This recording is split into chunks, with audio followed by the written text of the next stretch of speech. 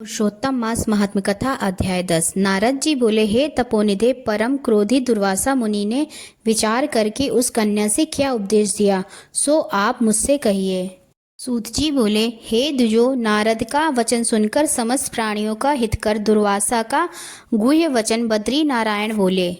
श्री नारायण बोले, हे नारद, मेघावी ऋषि की कन्या के दुख को दूर करने के लिए दुर्वासा ऋषि ने जो कहा वह सुनो।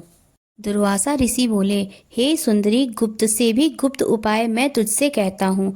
यह विषय किसी से भी कहने योग्य नहीं है, तथापि तेरे लिए तो मैंने ये विचार ही लिया है। मैं विस्तार पूर्वक न कहकर तुझसे संक्षेप में कहता हूँ। हे सुभगे, इस मास से तीसरा मास जो आवेगा वह पुरुषोत्तम मास है। इस मास में तीर्थ में स्नान कर मनुष्य भ्रूण हत्या से भी छूट जाता है। हे सुंदरी, कार्तिक आदि 12 मासों में इस पुरुषोत्तम मास के बराबर कोई मास नहीं है। जितने मास तथा पक्ष और पर्व हैं वे सब पुरुषोत्तम मास की 16वीं कला के बराबर भी नहीं हैं। वेदोक्त साधन और जो परम पद प्राप्ति के साधन हैं वे भी इस मास की 16वीं कला के बराबर नहीं हैं। 12,000 वर्ष गंगा स्नान करने से जो फल मिलता है और सिंहस्थ गुरु में गोदावरी पर एक बार स्नान करने से जो फल मिलता है, हे सुंदरी, वही फल पुरुषोत्तम मास में किसी भी तीर्थ पर एक बार स्नान करने मात्र से मिल जाता है। हे बाले, यह मास श्री कृष्ण का अत्यंत प्यारा है और नाम से ही यह भगवान का स्मारक है। इस मास में पुरुषोत्तम भगवान की सेवा पूजा करने से समस्त कामनाएं सिद्ध होती हैं। अतः इस पुरुषोत्तम मास का तू शीघ्र व्रत कर। पुरुषोत्तम भगवान की तरह प्रसन्नता पूर्वक मैंने भी इस मास की सेवा की है। एक समय क्रोध में मैंने अम्बरीश राजा को भस्म करने के लिए अर्धकृत्या भेजी थी। सो हे बाले, तब हरि ने जलता हुआ सुदर्शन चक्र मुझको ही भस्म करने के लिए उसी समय मेरे पास भेजा। तब पुरुषोत्तम मास के प्रभाव से ही वह चक्र हट गया। हे सुंदरी, वह चक्र त्रैलोक्य को भस्म करने का सामर्थ्य रखने वाला जब मेरे पास आकर खाली चला गया तब मुझे बड़ा विस्मय हुआ। इसलिए हे सुभगे, तू श्री पुरुषोत्तम मास का व्रत कर। इस प्रकार मुनि की कन्या को कहकर दुर्वासा ऋषि ने विराम लिया। श्री कृष्ण बोले, हे राजन, दुर्वासा का वचन सुन भावों की प्रबलता के कारण असूया से प्रेरित वह कन्या मूर्खतावश दुर्वासा से बोली, हे ब्राह्मण, हे मुने, आपने जो कहा वह मुझे रुचता नहीं है। माघादी मास कैसे भी कुछ भी फल देने वाले नहीं हैं। कार्तिक मास कम है, ऐसा आप कैसे कह सकते हैं? सो कहिए, बैसाख मास सेवित हुआ क्या इच्छित कामों को नहीं देता है? सदा शिव आदि से लेकर सब देवता सेवा करने पर क्या फल नहीं देते हैं? अथवा पृथ्वी पर प्रत्यक्ष देव, सूर्य और जगत की माता देवी क्या सब कामनाओं को देने वाली नहीं है? श्री गणेश क्या सेवा पाकर इच्छित वर नहीं देते हैं? व्यतिपात आदि योगों को और सर्व आदि देवताओं को भी सबको उल्लंघन करके पुरुषोत्तम मास की प्रशंसा करते, क्या आपको लज्जा नहीं आती है? यह मास तो बड़ा मलिन है और सब कामों में निंदित है। हे मुने, इस रवि की संक्रांति से रहित मास को आप श्रेष्ठ कैसे कह सकते हैं? सब दुखों को छुड़ाने वाले परम श्री हरि को मैं जानती हूँ।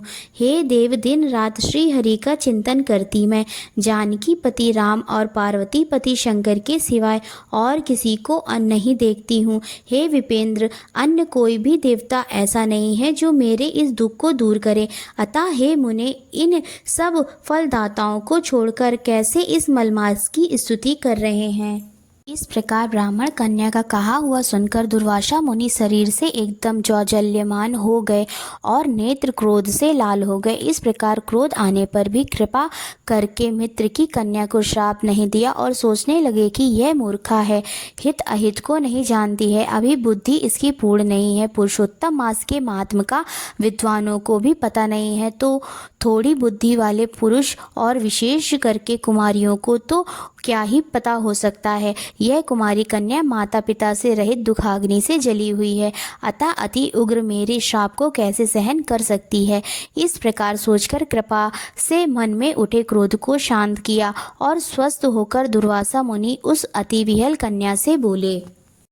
दुर्वासा बोले, हे मित्र पुत्री, तेरे ऊपर मेरा कुछ भी क्रोध नहीं है। हे निर्भाग्य, जो तेरे मन में आवे वैसा ही कर। हे बाले, और कुछ भविष्य कहता हूँ सुन।